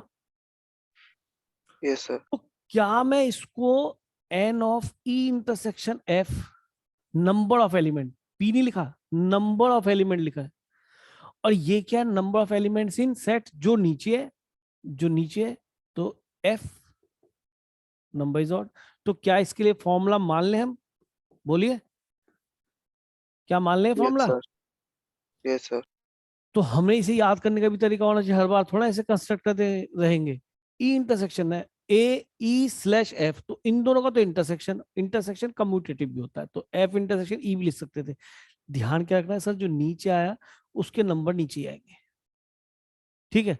अब बच्चे से कहा अरे सर ये तो बड़ी अच्छी बात हो गई, इससे तो हम प्रोबेबिलिटी में भी कन्वर्ट कर सकते हैं। बच्चा एकदम बोलता है ई इंटरसेक्शन एफ अपॉन उसने नंबर ऑफ सैंपल स्पेस से डिवाइड कर दिया, फिर E intersection F, sorry E N of F और एन ऑफ एस। तो क्या ये probability of E intersection F नहीं है? क्या ये प्रोबेबिलिटी ऑफ एफ नहीं बनेगी? तो हम इसको ऐसे भी लिख सकते हैं, यानी हमारा जो फॉर्मूला जनरेट हुआ वो ये हुआ बच्चे कि probability of E intersection F क्या बनना चाहिए भाई? चाहे तो आप इसे n of E intersection F, नीचे कौन दिखाई दे रहा है सर? एफ, तो एन ऑफ एफ। चाहे हम इसके प्रोबेबिलिटी फॉर्म लिखना चाहे तो probability of E intersection F upon probability of F ही नीचे आना है। तो ये हमारा फॉर्मूले की फॉर्म कंस्ट्रक्ट हो गई। It is this one, the probability of E that F is already occurred, या probability of E that F is taken as sample space, है ना, कि इसमें से निकालना है E कितनी बार हुआ। तो फेवरेबल अपॉन टोटल होता है जानते हैं, इसलिए ये टोटल है इसके लिए, और इसका जो इनमें से निकलेगा, तो इनमें से जो निकलेगा वो इन दोनों का इंटरसेक्शन नहीं होगा, इसके वो एलिमेंट निकालो E के जो F में भी हो, यही तो बात कह रहे हो। तो इसका इंटरसेक्शन गलत लिखा है क्या मैंने? वो मैंने आपको यहाँ No, दिखाया sir. अभी, वो मैंने आपको यहाँ दिखाया अभी। तो यहाँ पे सबसे जरूरी था कि सबसे पहले उसने कहा ए डाइसोन, तो सैंपल स्पेस ये बनेगा। If odd number is appeared, odd number के लिए बनेगा।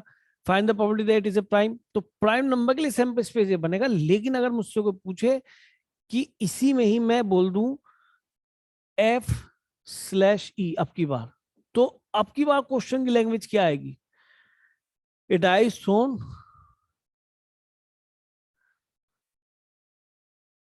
इफ और प्राइम नंबर इज appeared, अरे ई नीचे लिखा है ना,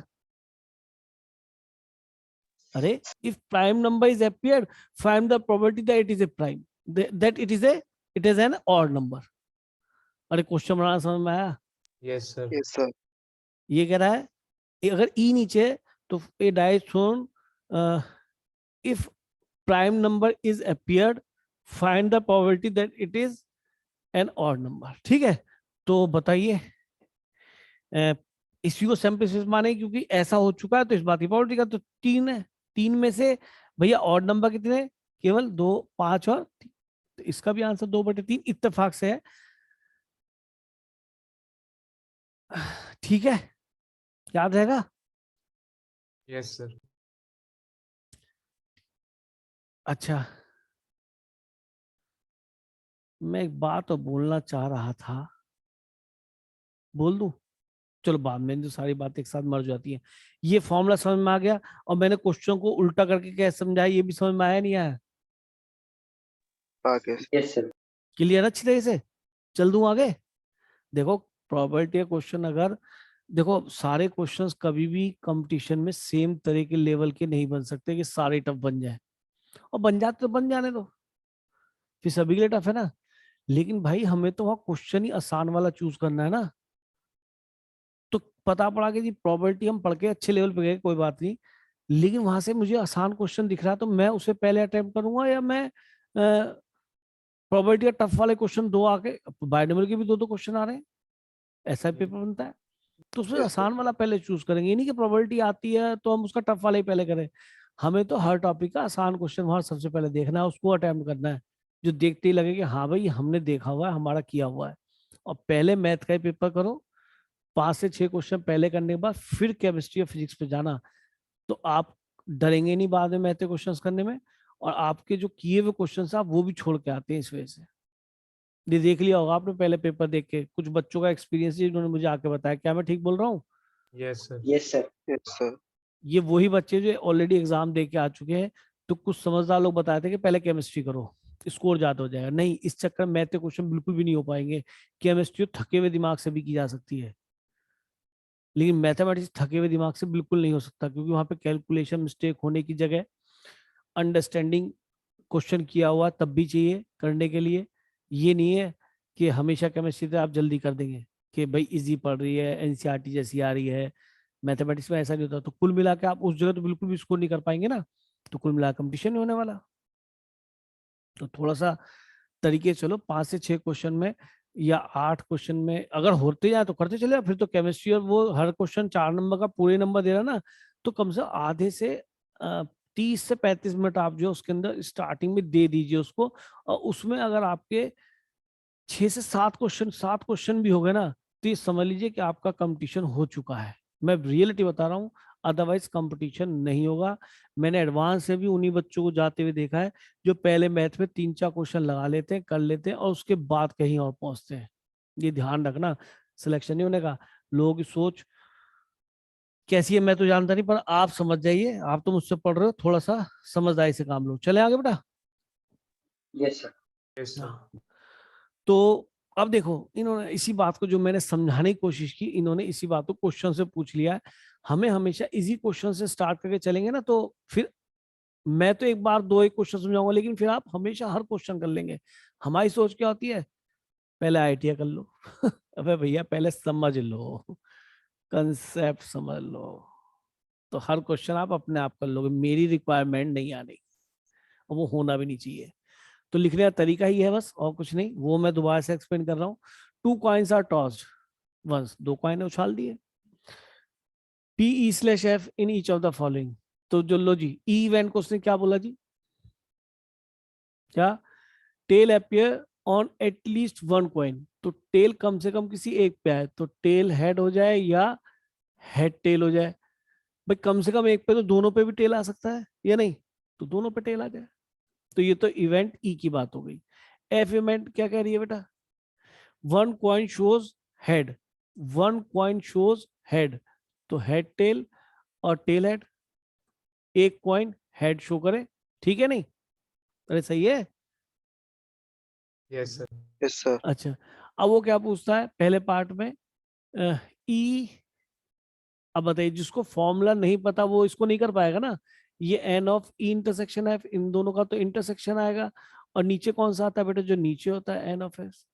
तो बताइए एन ऑफ एफ, सॉरी, तो एन ऑफ एफ कितने कि सर 1 2, इन दोनों इंटरसेक्शन कितना भाई बोलो, एक ही है शायद, 2 आंसर आ गया, खत्म। तो कुछ सर फॉर्मूला एक भी और है। HTV एक और है, कौन सा? सर HTV तो है। अच्छा जी, चलो देख रहे हो, यानी कि है, तो यानी रिजल्ट क्या आ गया 1। अब जरा समझ के देखें क्या कहना चाह रहा है।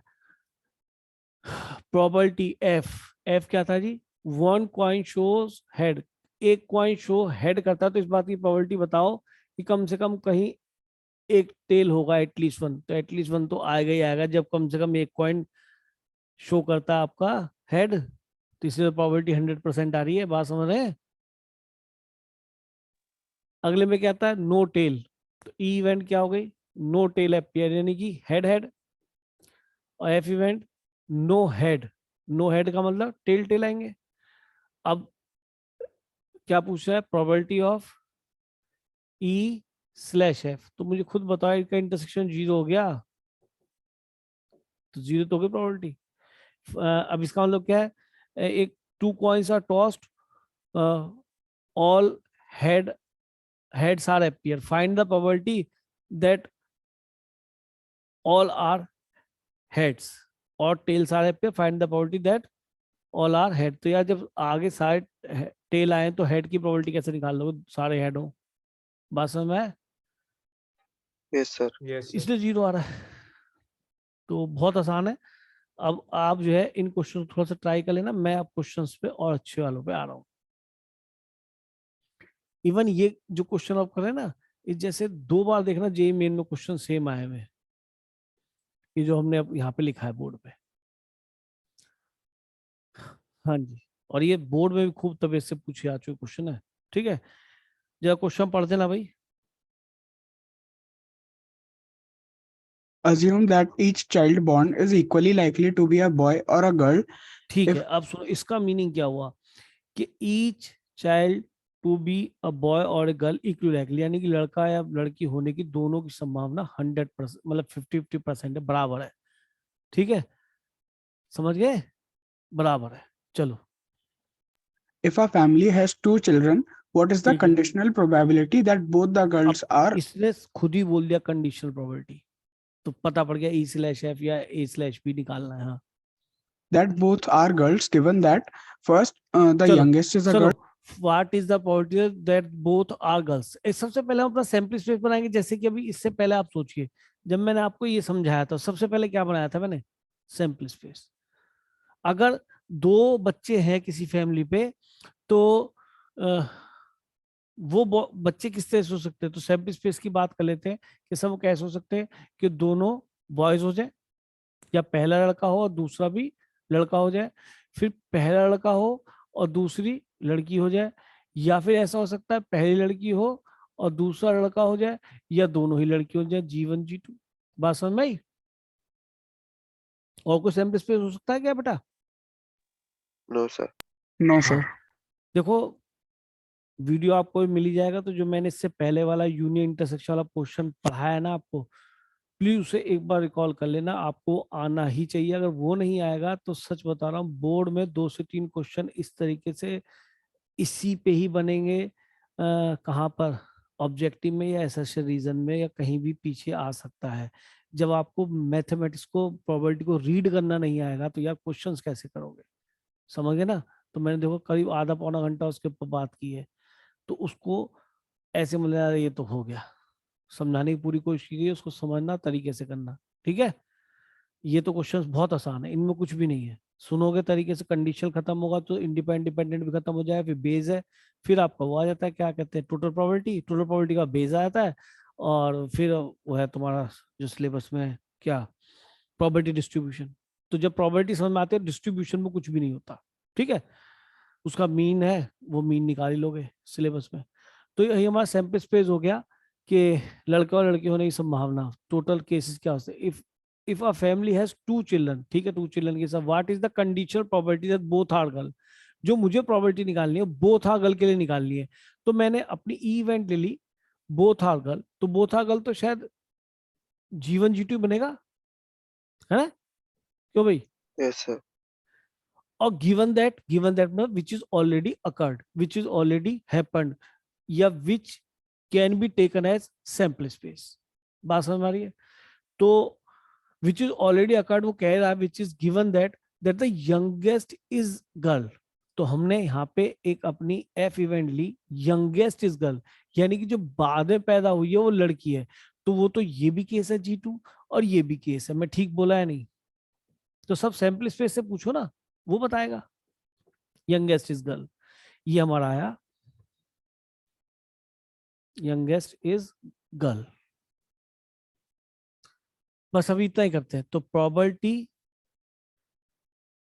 That both are girl, both are girl, इस बात की प्रोबेबिलिटी निकालनी है।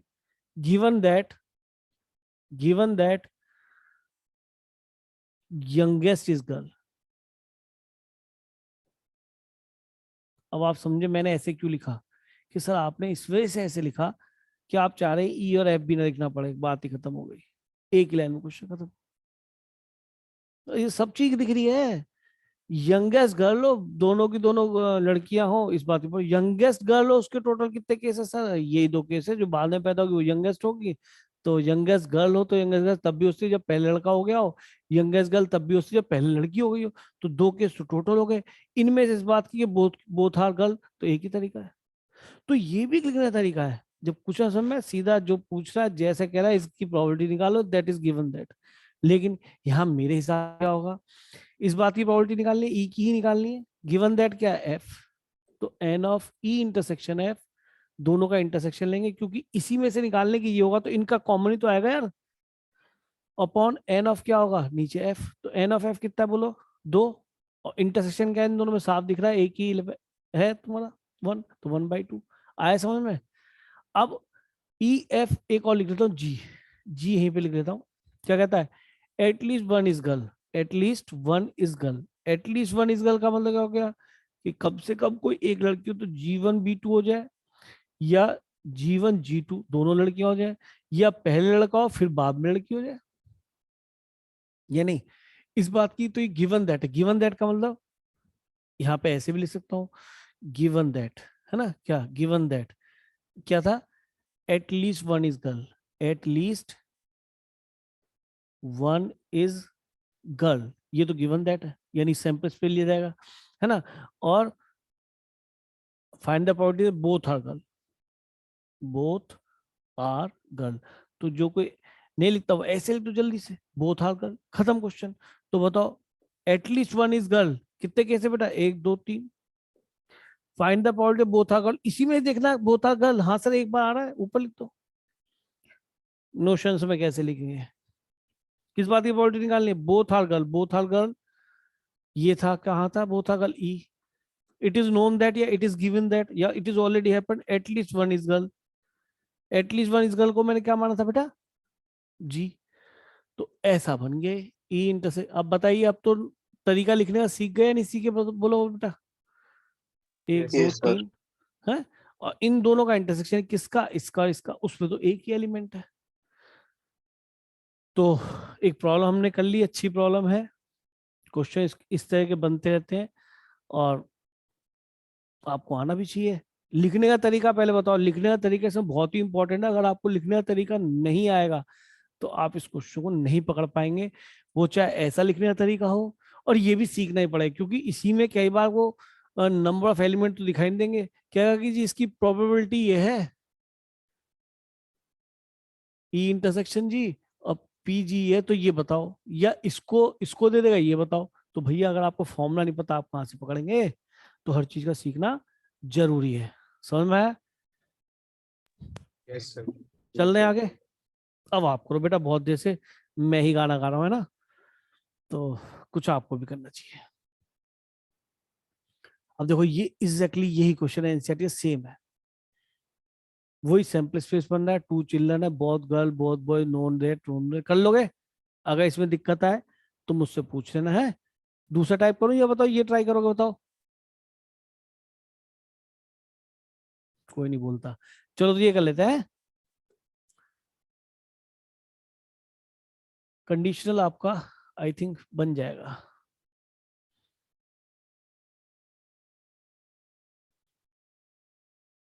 जल्दी ट्राई करो बेटा आप।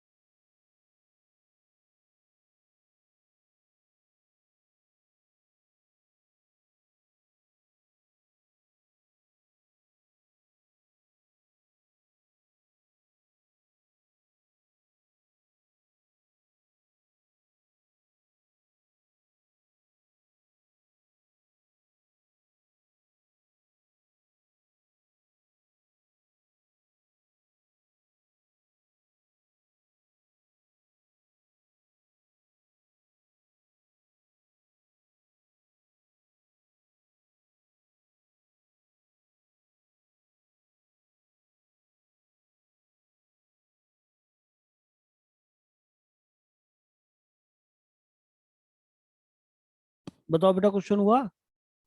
आवाज आ Yes, गई? sir.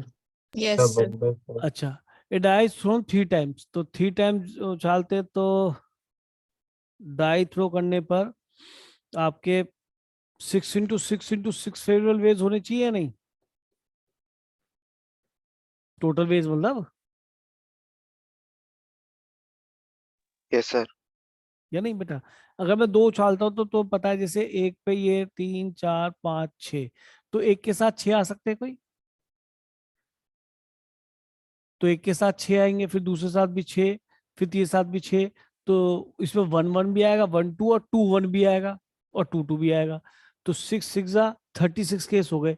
अभी 36 केस को अपनी लाइन में सोचो, 1 1 1 2 1 3 टिल 6 6 चल रहा है।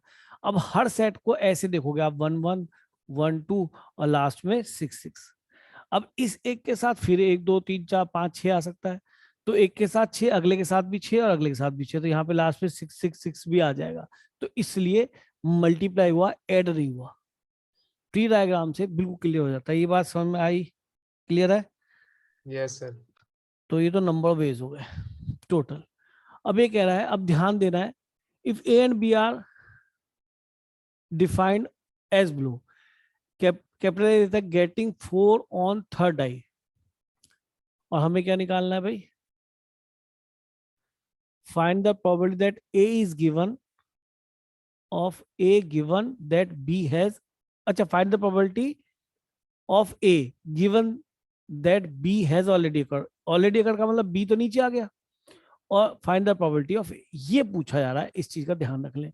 तो यानी हमें या तो ये लगाना है n of A intersection B, और जो नीचे आता है वो n of B, या फिर हम P से खेल लेंगे, A intersection B upon n of B। यही बात है नहीं? तो अब हम ये देख लेते हैं A और B हमारे क्या है। ए क्या कह रहा है? गेटिंग 4 ऑन थर्ड डाई, ठीक है। ए हमारा गेटिंग 4 ऑन थर्ड डाई, ये कहता है। और बी बी बी क्या है? बी है getting 6 on first, 6 on first and 5 on second, 5 on second, ठीक है।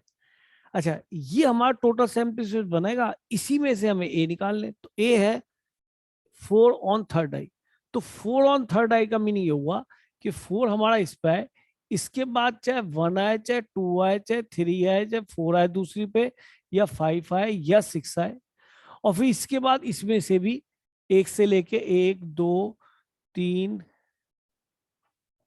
4 5 और 6 ये भी आते हैं। ऐसे इसके साथ भी होगा, समझ रहे हैं नहीं? Yes, sir. भाई यही तो कह रहा है, getting 4 on third I, it is known that. अच्छा, हमें तो ए बी देखना है, बी की वन है ना यार, बी को सोचो, हम पूरे इसको क्यों सोचो, क्योंकि इसी में से तो निकालना है। हे भगवान, नहीं समझे क्या कह रहा हूं? क्या कह रहा है? हमें बी गिवन दैट है ना, given that find the probability of A that given that B has already occurred. तो मैं तो ए के बारे में सोच, अच्छा ए के बारे में बी के बारे में सोचा ना, गिवन दैट है। तो गिवन दैट तुम्हारा ये है, getting 6 on first, low getting 6 on first and 5 on second. तो भैया तीसरी पे तो 1 भी आ सकता है, 2 भी आ सकता है, 3 भी आ सकता है, 4 भी आ सकता है, 5 भी आ सकता है, 6 भी। टोटल टोटल केस कितने हो गए बेटा? ये 6. 6 नहीं हो गए? खत्म। तो यही हमारा एन ऑफ 6 हो गया। अब इसमें से देखो जो ए के साथ कॉमन हो, तो ए इवेंट को देखो ना, ए में तो गेटिंग 4 ऑन थर्ड आई, चलो गेटिंग 4 ऑन थर्ड आई बहुत सारे पे आएगा, लेकिन उनमें से केवल गेटिंग 4 थर्ड आई इसी पे तो मिलेगा, या किसी और पे मिल जाएगा? इसी में तो देखना, यही तो मेरे सैंपल से टोटल है, इसी में से 4 कौन से पे आएगा बताओ? केवल एक केस में नहीं आएगा। Yes sir. Yes, sir. तो इसलिए तो भैया एन से करेंगे, पी से क्यों मंगे? और समझे, मैंने पहले ए का सैंपल स्पेस तैयार करने की कोशिश करी, मैं ए का क्यों करूं? मैं क्वेश्चन करके आ रहा हूँ, अंडरस्टैंडिंग थी वो उस क्वेश्चन में दे दी, ठीक है, लेकिन मैं तो भैया बी का सैंपल स्पेस तैयार करूँ, क्योंकि इसी में से मुझे ढूंढना है कि ए किस तरीके से हो सकता है, क्योंकि ये मेरा पूरे सैंपल स्पेस की तरह काम करेगा। इसमें से एक कितने तरीके से हो सकता है कि सर जिसपे थर्ड पे 4 आए, तो थर्ड पे 4 तो इसी पे आएगा ना। और इट इज नोन दैट कि पहली पे 6 आया हो, दूसरी पे 5 आया हो, तो टोटल केसेस कितने बनेंगे सर? वो तो 6 बनेंगे, और इनमें से इस बात की प्रोबेबिलिटी कि थर्ड वाली पे 4 आया तो एक तरीके से आ सकता है। ठीक बेटा, Yes, sir. चलूं आगे? Yes, sir. शायद सबका हो गया होगा ये क्वेश्चन, मुझे लगता है। हाँ Yes, Yes, sir. sir. चलो बहुत बढ़िया। अब यहाँ black and red die ball, ये भी देख लें, का क्वेश्चन बस लास्ट है, बहुत सारे हो गए, एक और देख लो बस, या एक आधा और करा दूंगा इसके बाद। ऐसा ना, इससे थोड़ा कॉन्फिडेंस बिल्डअप हो जाएगा, आपको आ जाएगा कि भाई मुझे आता है क्वेश्चंस करने। क्या कह रहा है? अ ब्लैक एंड अ रेड, या तुम पढ़ो, कौन पढ़ेगा? देवेश पढ़ियो। A black and a red dice are rolled in order. Find the conditional probability of obtaining a sum greater than 9, given that the black die resulted in a 5. और दूसरे में कहता है A sum 8, given that the red die resulted in a number less than 4. क्या मतलब हुआ भाई? Black and red are rolled in order, find the conditional probability that the sum greater than 9, sum क्या हो? 9 से बड़ा हो। ठीक है, given that black die resulting in a 5। हाँ जी, ब्लैक और रेड से कुछ प्रॉब्लम आएगी? No sir. हमें तो सम की बात करनी है, या नहीं? Yes, sir. तो ठीक है, हम अपने गिवन दैट को बनाए या नहीं सैंपल स्पेस को? हम पूरा सैंपल स्पेस तो पता है 6 × 6 36 होना है, पर हम उसे बनाए क्यों? क्या जरूरत पड़ी है? हमें तो गिवन दैट, अभी पीछे क्वेश्चन कर रहे, गिवन दैट में से तो अपना रिक्वायर्ड वाला जो जिसकी प्रोबेबिलिटी हमें रिक्वायर्ड, उसको देखते हैं, उसके नंबर एलिमेंट्स कितने बनते हैं, क्योंकि उनका इंटरसेक्शन ऊपर लिखा होता है। तो सही है सर, एक काम कर लेते हैं, सम इज ग्रेटर देन 9 ये तो निकालना, given that black die resulted in a 5, तो यानी कि प्रोबेबिलिटी हमें निकालना है किस बात की? सम greater than 9 given that black die resulted in 5। जो था वैसे ही लिख दिया, कुछ ना सोचा। अगर आपको कहें नहीं मुझे तो ई और एफ लिखने, लिख ले भाई, ई और एफ तेरी इच्छा है। तो मुझे तो ब्लैक डाई रिजल्टेड इन 5, ब्लैक डाई 5 आए, तो ब्लैक डाई पे 5 आए, ब्लैक एंड रेड डाई। अच्छा, इन ऑर्डर की बात कर रहा ना, तो ठीक है, तुम्हारे साथ गड़बड़ तो नहीं होगी। ब्लैक एंड रेड डाई, तो पहले ब्लैक थ्रो करिए फिर रेड करिए, इन ऑर्डर का मतलब यही हुआ ना, ठीक है। और ब्लैक पे 5 आ जाए तो ब्लैक पे 5 आ गए, तो रेड पे तो कुछ भी आ सकता है। बात समझ में आ रही है नहीं? तो टोटल केस कितने हो गए, जो कि मैं कह रहा था कि हम अपना सैंपल स्पेस ये लिया करेंगे, तो कितने केस बने बेटा? 6। And some greater than 9। Some greater than 9 कब आ रहा है भाई? दो एक बार इसके बना। साथ और एक इस साथ। क्या ठीक है बेटा ये 1/3 आंसर Yes, sir. है? बोलो बेटा। Yes, Yes, sir. sir. Yes, sir. चलो, अगर विश्वास है ठीक ही है। अब देखा मैंने कितने कम में काम चला दिया, जैसे था लिखता चला गया। अगले पार्ट में देखो क्या कह रहा है, प्रोबेबिलिटी। प्रोबेबिलिटी किसकी निकालनी है? Sum is 8, sum 8, sum is 8, given that red die resulted a number less than red die resulted a number क्या less than 4, less than 4। अब बताइए इससे ज्यादा क्या आसान लिखूं? गिवन दैट नीचे लिख दिया, इस बात की पॉलिटिकल। अब रेड डाई आपकी क्या बता रही है? Less than 4। तो रेड डाई तो बाद में उसकी, तो रेड डाई लेस देन 4 का मतलब वो 1 भी दे सकती है, 2 भी दे सकती है, 3 भी दे सकती है, और बस लेस देन 4 ना। तो अब बताइए ब्लैक डाई पे क्या क्या आ गया हुआ? ब्लैक है, ब्लैक है, तो 1 2 3 4 5 और 6, ऐसे ये 6, ऐसे ये 6। तो मुझे बताओ, सबसे पहले red die resulted a number less than 4, तो कितने टोटल हो गए? एक के साथ 6, तो 6 या 18 टोटल केस हो गए। सम इज 8, सम 8 कब मिलेगा? एक के साथ तो 8 नहीं आएगा क्योंकि मैक्सिमम 6 तक जाएगा। दो के साथ यहाँ पे क्या आएगा? सम इज 8 में 6, और 3 के साथ क्या आएगा? 5। तो इन्हीं में से जो कॉमन मिलेंगे वो कितने केस बने बेटा? शायद 2 ही बने या नहीं? फिर 2 बनेंगे। Yes, sir. 2। तो आंसर कितना आ गया? 1/9। बताइए कितना इजी है। लिखने का तरीका क्लियर हुआ है नहीं? जब कुछ ना आए तो सीधा पेलो लैंग्वेज, कोई प्रॉब्लम नहीं है। नंबर नहीं कर सकता बोर्ड में भी कहीं भी। सुनाई दे गया? Yes, sir. चलो ठीक है, आगे चलते हैं। कंडीशन में ख्याल में समझ में आ गया होगा।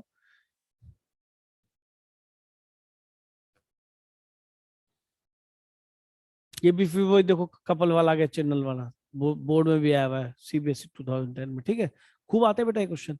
अब कुछ एक दो क्वेश्चन इस टाइप के देख लो, कम से कम जो क्लियरिटी बन जाएगी आपकी फॉर्मूले के रिगार्डिंग भी। और ये बहुत इजी क्वेश्चंस भी हैं, हमारे जेई मेन में भी ऐसे क्वेश्चन मिलते हैं। मतलब इससे थोड़ा टफ होगा ऐसा तो नहीं होगा कि बच्चा सीधा फॉर्मूला रखे और क्वेश्चन बन जाए। जैसे समझिए, अगर ए और बी दो है तो मैं एक काम करूँ, प्रोबेबिलिटी के लिए बना लूं बेटा ए और बी के लिए। अब मुझे बताओ P of A 6, A intersection भी कहीं दे रखा है? नहीं दे रखा। तो सर पहले ए इंटरसेक्शन भी निकालो। तो पी ऑफ ए में जो ए पूरा दिखाई दे रहा है वो क्या कह रहा है? 6/11 है। पी ऑफ बी क्या कह रहा है बेटा? 5/11। तो इसमें ए यूनियन बी में पूरा आता है। अरे ए यूनियन में दोनों आते हैं ना, ये समझ रहे हैं? लिख के दिखाऊं क्या? ये तो आता है यूनियन बी में। अगर मैं ये ए और बी में ये एक्स्ट्रा क्या ऐड हो गया उसको सब्ट्रैक्ट कर दो, इसमें तो इंटरसेक्शन आ जाएगा यूनियन में से। अरे ये कितना बच जाए? 7। इसमें कितने इसमें घटा दोगे इसको? 7/11 में से घटा दो इसको, दोनों को ऐड करके, तो ये वाला पोर्शन आ जाएगा ना। नहीं समझ Yes, में sir. आया? अरे यार, ये पूरा ए दे रखा था प्रोबेबिलिटी ऑफ ए 6/11, ये पूरा क्या दे रखा था? 5/11 है। और तुम्हें ये वाला इंटरसेक्शन निकालना है, दिस वन, ठीक है ना। तो ए यूनियन बी तो उसे दे ही रखा है 7/11। अगर इसमें पूरा ये घटा दो एक बार ये घटाओ, तो क्या ये आएगा नहीं आएगा बताओ? 2 बार हटा दिया ना इंटरसेक्शन में। है? इंटरसेक्शन तो 2 बार हटा दिया ना। चलो, यानी कि समझ सकते हो। तो यानी कि फॉर्मूला का तो थोड़ा देख लो, तुम्हें याद आ गया होगा फॉर्मूला भी। N of A union B क्या होता था? N of A plus N of B minus N of A intersection B.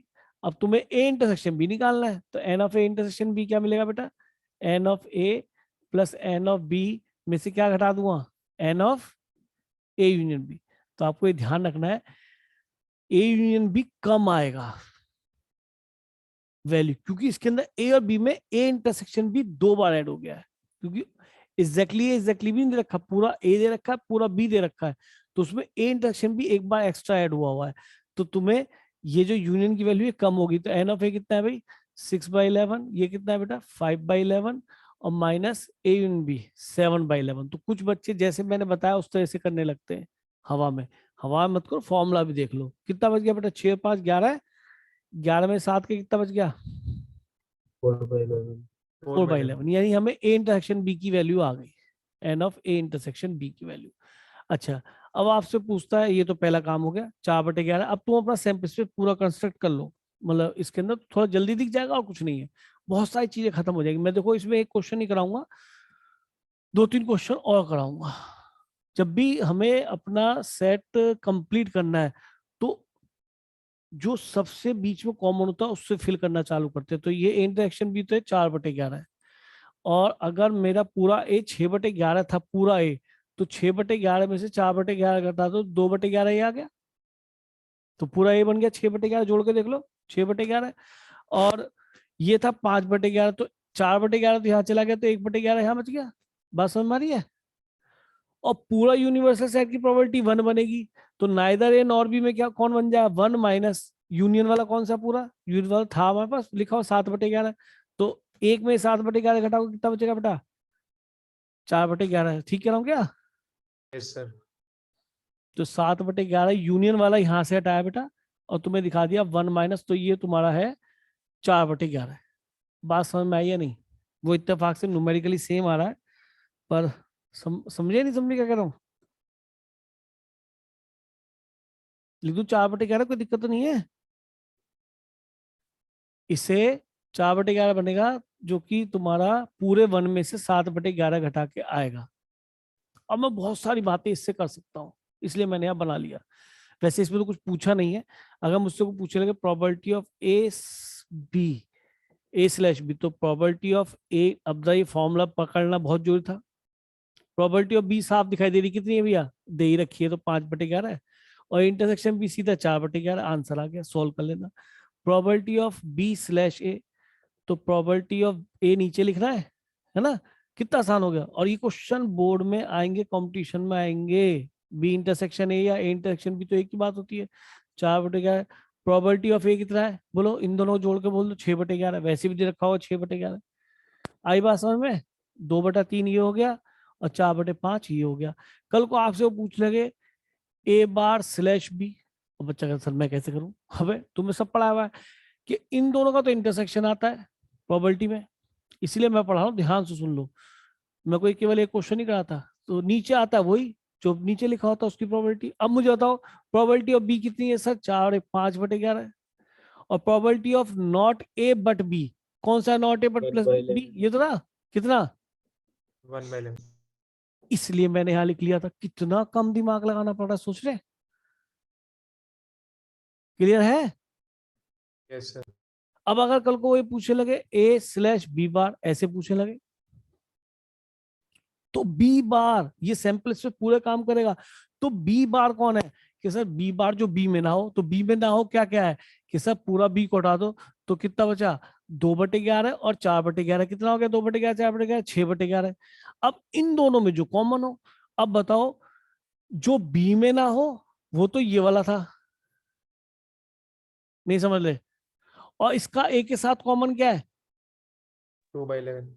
2/11। Very good good भाई, बहुत बढ़िया। अब बताओ इससे जल्दी कौन सा क्वेश्चन होगा बेटा, और पेपर में ही आएगा तो बच्चा कैसे करेगा, मैं वो बताता हूँ।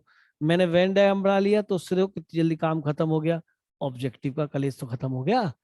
एक बच्चा कैसे करेगा कि सर एक मिनट, कहाँ है तू,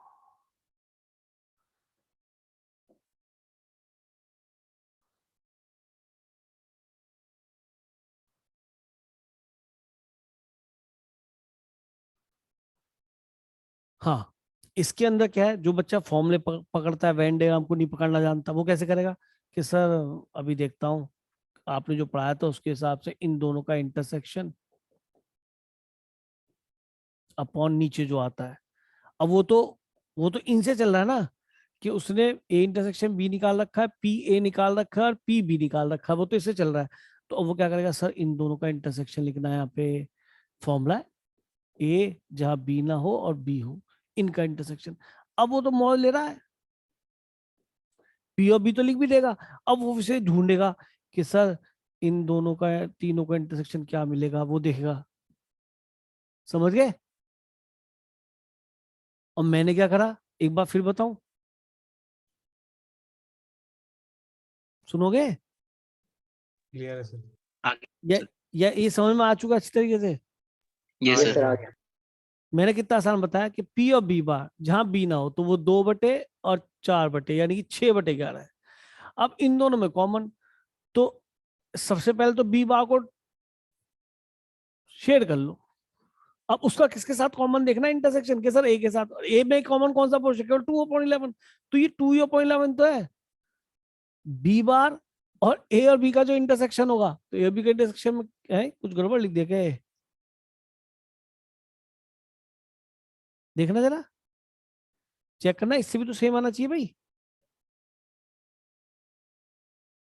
देखो जरा, इससे सर भी तो वही बनना चाहिए। इंटरसेक्शन बी लिखा हुआ है यहाँ डिनोमिनेटर में, कहाँ? अच्छा बी बार है ये, बेड़ा गरक।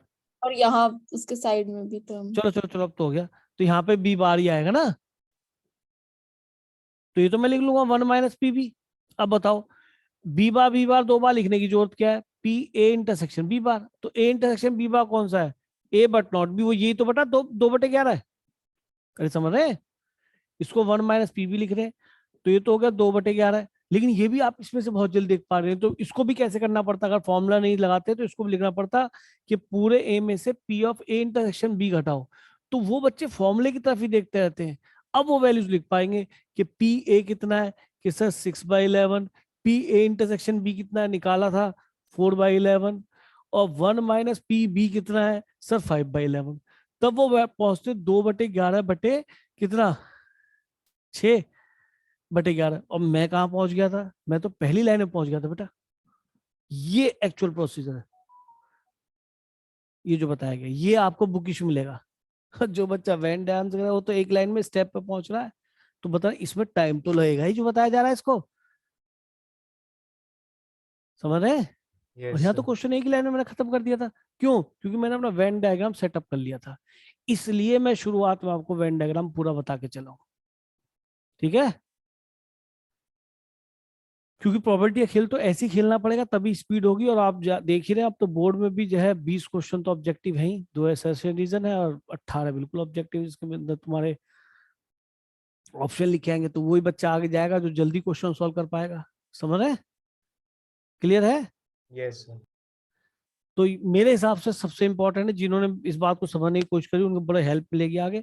एक आधे क्वेश्चन में अगर चाहते हो तो इसको अप्लाई करके देख लो। जैसे अब यही एनसीईआरटी प्रॉब्लम है, वैसे इसमें तो कुछ है नहीं। इवेल्युएट क्या कह रहा है, A union B if twice of P A plus P B equal to P B equal to 5/13। तो अगर मैं जल्दी से वेन डायग्राम की तरफ चला जाऊं तो शायद काम जल्दी होगा, नहीं होगा बेटा? बोलिए। हाँ जी, वैसे फॉर्मूला कहता है पी ए स्लैश बी को कौन क्या कहते हैं बेटा, P A slash B upon, ये क्या मिलेगा, पी ऑफ बी, और ऊपर क्या दिखाई देगा, P of A intersection B. ठीक बोल रहा हूँ? अच्छा, और हम ये देखें कि फॉर्मूले पता होने चाहिए, ऐसा नहीं केवल काम चल जाए। P of A union B क्या होता है, P of A plus P of B minus P of A intersection B. फॉर्मूले नहीं पता होंगे तो भी हमें दिक्कत है। आप देखो, क्योंकि पी बी दे रखा है 5/13, तो पी बी पूरा 5/13 है, इसके अंदर ये भी इंक्लूड है और ये भी इंक्लूड है, यानी कि 1 2 3 ये तीनों ही ये 2 और 3 को मिला के 5/13 है। समझ रहे हैं? 2 और 3 को मिला के 5/13 है। और ट्वाइस ऑफ पी ए, यानी कि पी ए भी दे रखा है, पी ए कितना दे रखा है, पी ए यहां से क्या निकल जाएगा बेटा, 2 नीचे चला जाएगा, तो 5/26, 2 नीचे चला गया। पी बी भी पता पड़ गया आपको, पी ए पता पड़ गया, और पी ए ये पता है, ए स्लैश बी। तो पी ए स्लैश बी को 2/5 रख दीजिए, इससे आपका P of A intersection B आ जाएगा। और जब तक ए इंटरसेक्शन बी नहीं आएगा तब तक मैं नहीं पकड़ पाऊंगा क्वेश्चन को। वहां से लिख दिया 5/13, क्योंकि अगर वेन डायग्राम ही मुझे बनाना है तो मुझे ये पकड़ना ही पड़ेगा।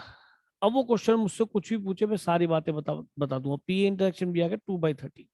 तो ये जो ऑप्शन है यहाँ पे,